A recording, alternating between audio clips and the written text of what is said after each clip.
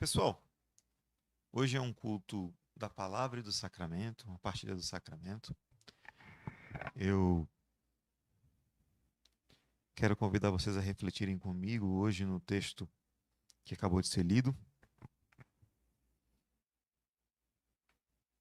Eu vou dizer do desafio que eu tenho, tá? Falar com novidade, algo que foi bem falado de manhã. Eu não gosto de pregar quando o Rafael prega pela manhã, porque eu fico todo atrapalhado à noite. O que eu vou falar agora? Eu sei que muitos dos que nos acompanham à noite também estão nos acompanhando de manhã, ou estiveram no culto pela manhã. E também trazer de forma renovada o que a gente tem experimentado. A gente aproveitou essa série também para falar bastante sobre o papel da Eucaristia na vida do povo de Deus. Conversei um pouquinho antes do culto com o nosso irmão, qual era a forma e a maneira como na igreja a qual ele pertence, né, é feita a Eucaristia, a convicção sacramental que tem uma igreja. Eu acredito que para longe das divergências, a gente precisa entender algo importante. O que vem a ser comer da carne de Jesus e beber do seu sangue? O que traz de significado real para as nossas vidas hoje? Uma vida que parece que está se perdendo cada vez mais. Se não é pela rotina do dia a dia, se não é pelas guerras em alguns países, ou por pandemias e doenças, agora tem a tal de mpox, varíola do macaco, eu não sei como é que chama. Então, vem surgindo as coisas e a vida vai se perdendo. Tem gente que chega no final da vida e diz: não aproveitei nada. O que traz de significado comer da carne de Jesus, beber do sangue de Jesus? Mas é para que a gente possa chegar nesse ponto do que traz para a nossa vida, para os nossos desafios pessoais. O que isso vem querer dizer? A gente precisa entender que, como judeus, a gente tem que parar de olhar muitas vezes para os textos sagrados de forma literal. A literalidade muitas vezes atrapalha a nossa percepção. E é o que atrapalhou os judeus de entenderem o que Jesus queria dizer. Muitas vezes nós olhamos para o texto e queremos tirar dele uma verdade que não existe, que não era bem aquilo que Jesus queria dizer, querendo forçar Jesus. Tem uma história que o reverendo Guilherme gostava muito de contar para mim, sobre das pessoas que querem impor às escrituras algo. Até uma piada, na realidade. Que ele fala que uma irmã que era beata, mulher de oração e tudo na igreja, recebeu um novo pastor na igreja.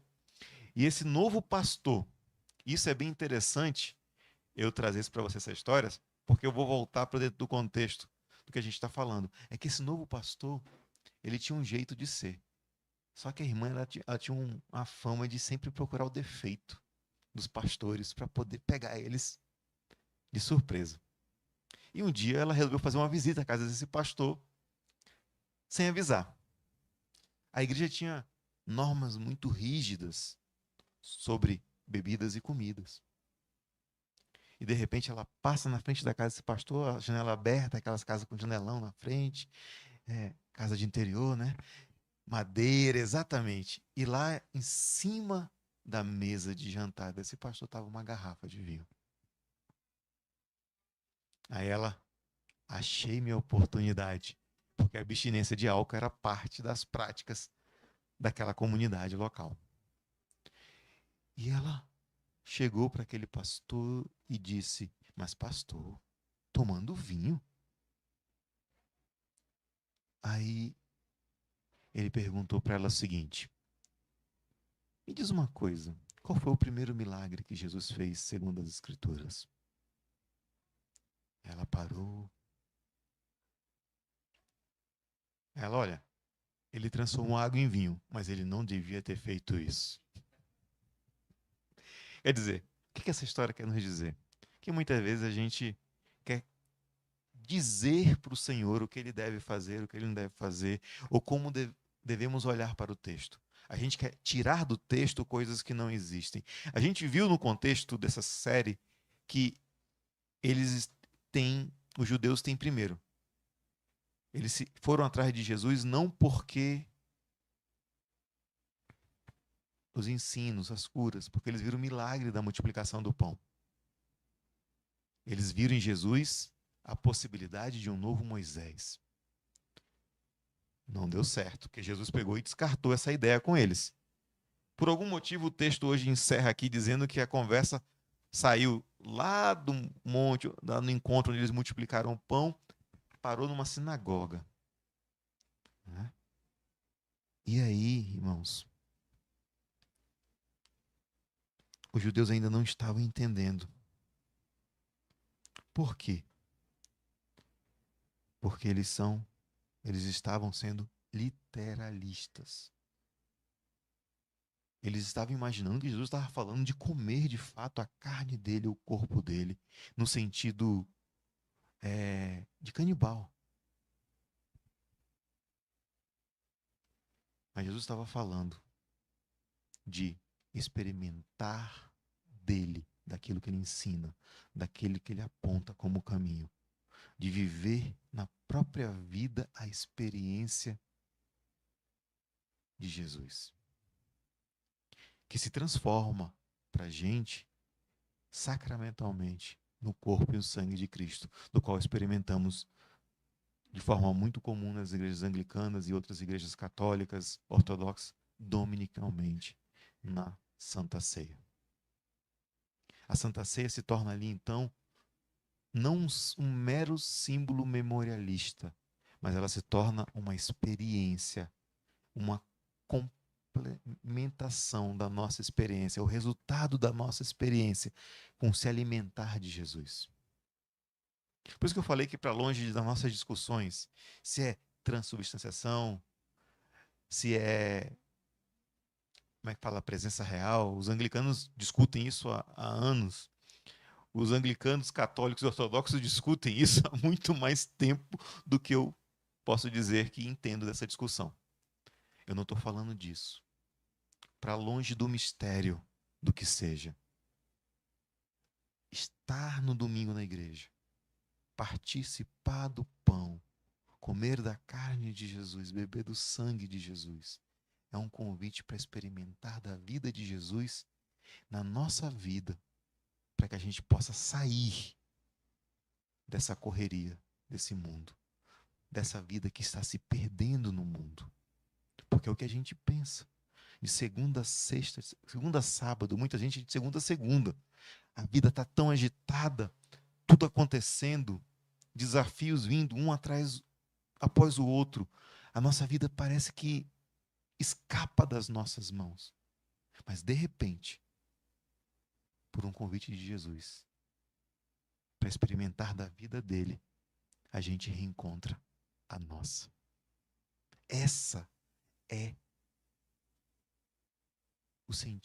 o sentido que eu quero trazer para vocês hoje. É que, experimentando da vida de Jesus, nós reencontramos a nossa. Mas a nossa de um jeito diferente.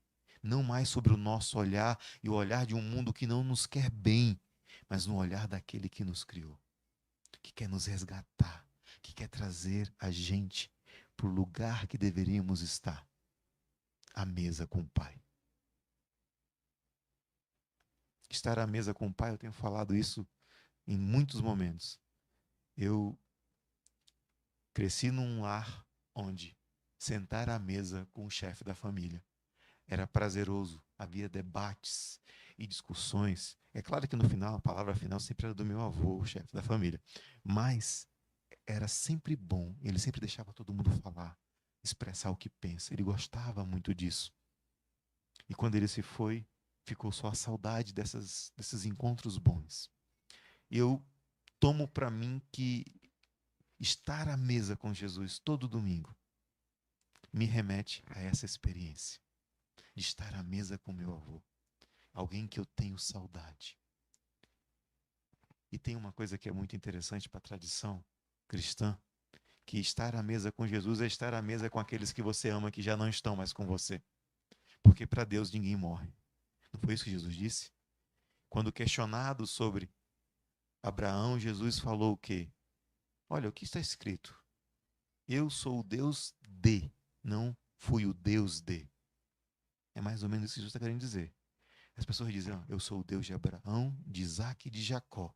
Jesus vai dizer isso, porque ele é Deus de vivos e não de mortos. Olha o mistério. Olha o mistério que se encontra para a gente. Então, quando nós partilhamos, comemos da carne e bebemos do sangue de Cristo, nós estamos experimentando da vida verdadeira que Ele tem para nos dar. Porque Ele nos conhece plenamente. E aí tem uma coisa que também é muito legal desse texto, é que ele remete para mim voltar lá em João, no capítulo 1, que diz que a palavra se fez carne e habitou entre nós. É algo surpreendente. A gente olha para essas escrituras sagradas como palavra de Deus. Mas a gente esquece que a escritura sagrada, ela fala da palavra viva de Deus, que é o próprio Cristo. E não diminui o valor das escrituras sagradas, mas traz o sentido dela para a gente. Então, se alimentar de Deus em Cristo é se encher plenamente da vida verdadeira. Comer da carne e beber do sangue é tomar para nós, é receber em nós aquilo que Deus quer nos dar. Muito diferente do que aquilo que a gente acha que precisa de Deus. Tem muita gente que acha que precisa de Deus um carro, tem muita gente que acha que precisa de Deus uma casa, um emprego, uma oportunidade, um reconhecimento de alguém. E às vezes está vazio, porque não é isso que Deus tem para oferecer. Jesus, quando fala com os judeus que ficam pedindo sinais, ele está dizendo: vocês estão no caminho errado, vocês estão olhando para o lugar errado. Vocês têm que comer da minha carne, têm que beber do meu sangue, vocês têm que experimentar de mim. Jesus já está fazendo referência àquilo que ele fez na cruz por nós.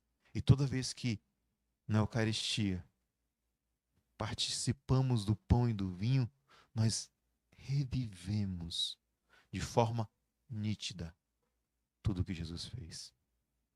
Nós trazemos ao presente aquilo que está lá atrás. Trazemos para cá e preenchemos a nossa vida com a realidade de Deus. Então, meus irmãos, como eu disse, é um desafio falar depois do nosso irmão Rafael, mas o que eu queria partilhar com vocês é dessa experiência.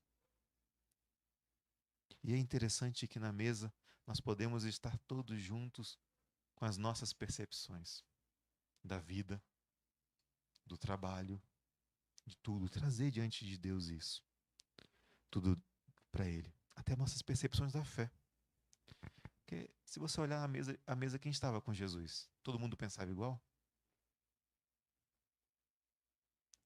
Tinha até traidor, né? A Bíblia fala que Jesus não expulsou nenhum traidor para não estar com ele. Exatamente, Jesus permitiu que até o traidor estivesse com ele.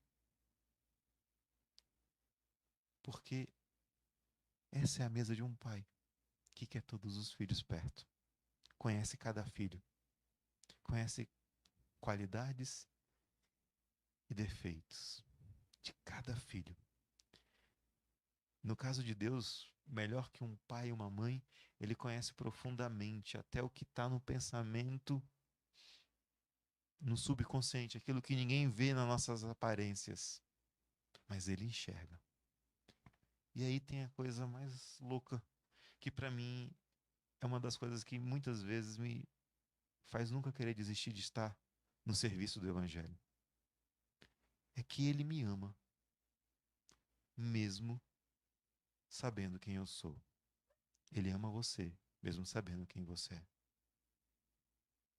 Porque ele disse: aquele que vem a mim, de maneira alguma, o lançarei fora.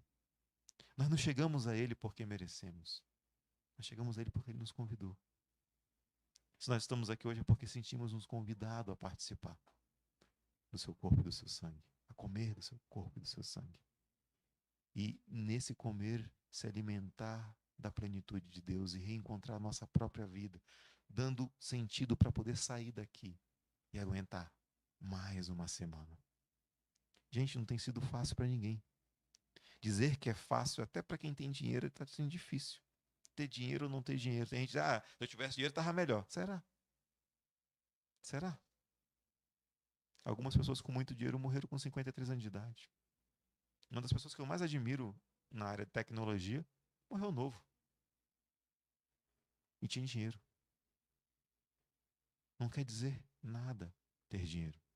É bom? Pode ser.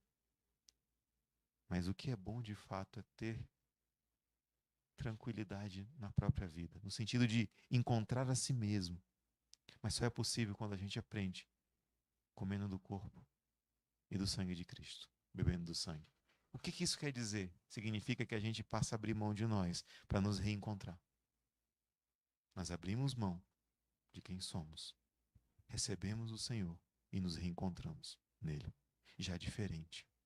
E aí, os desafios passam a ficar mais leves. As acusações passam a ficar mais leves nas nossas vidas. Porque se a gente não tem culpa, então de boa. Se temos culpas, temos o perdão de Deus. Porque se participamos, é porque fomos chamados. E sendo chamados, nós temos vida transformada. E aí passamos a mudar.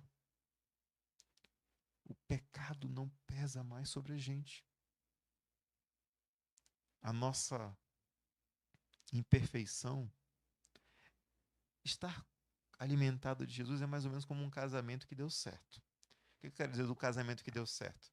É que o casamento que não dá certo é porque as pessoas não sabem lidar com a realidade que o outro é.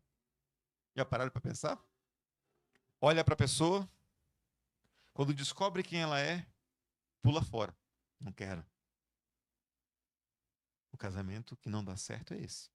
O casamento que dá certo, que permanece, é a pessoa olha para o outro, conhece todas as qualidades, mas conhece todos os defeitos, as manias, as coisas que não dão certo na hora que olha, pelo amor de Deus, só aquela pessoa para suportar no outro.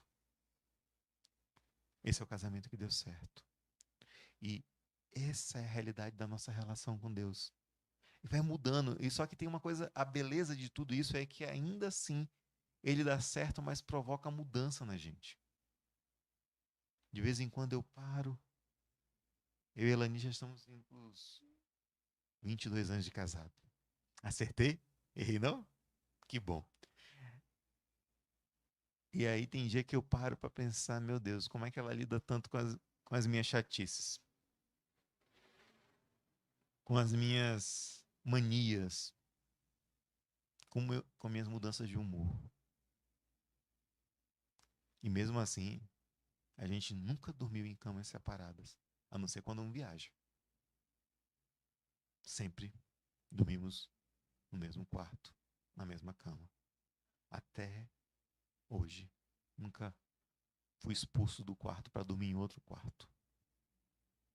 Isso é muito legal porque é essa a nossa relação com Deus.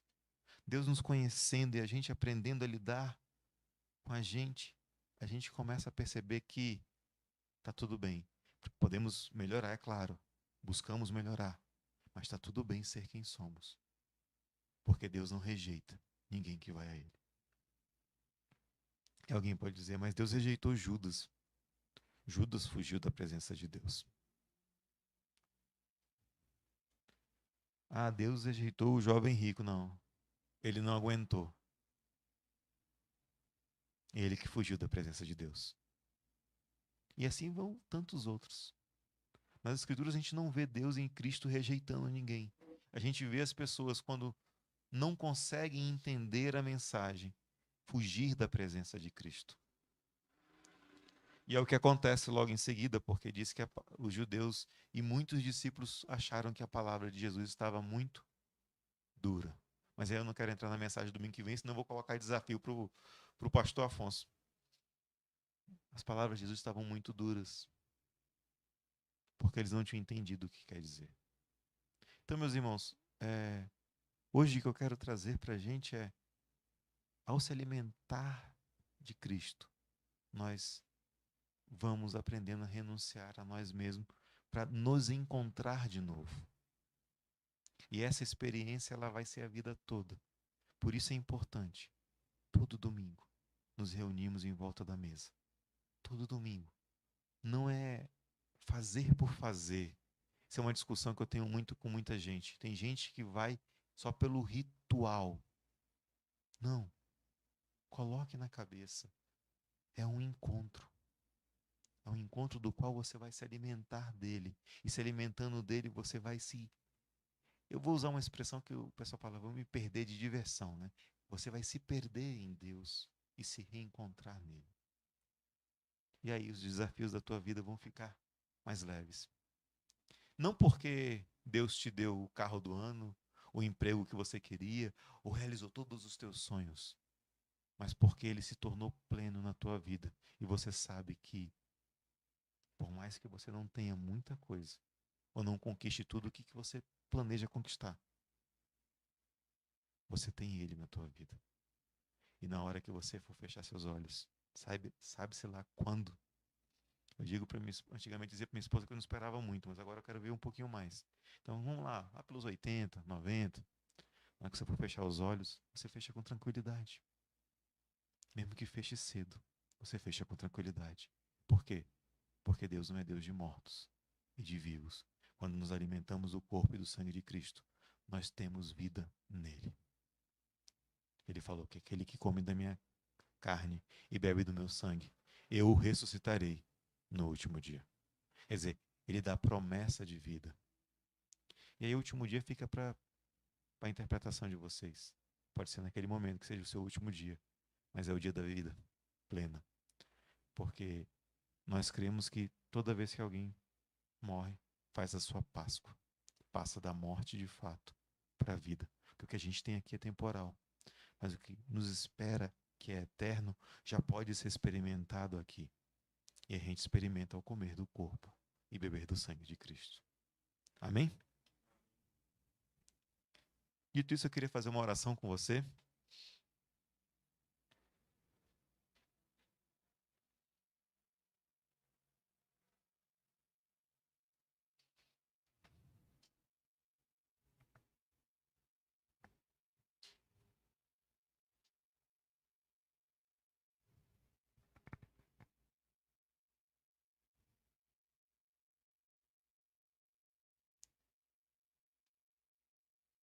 Vamos orar.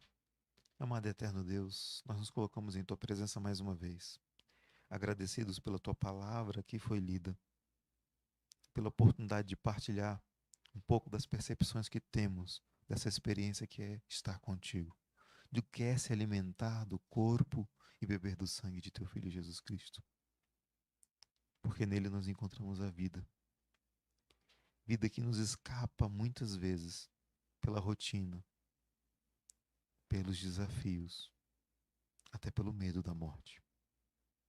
Pai Santo, nós te agradecemos porque nele o Senhor nos dá o penhor da vida eterna.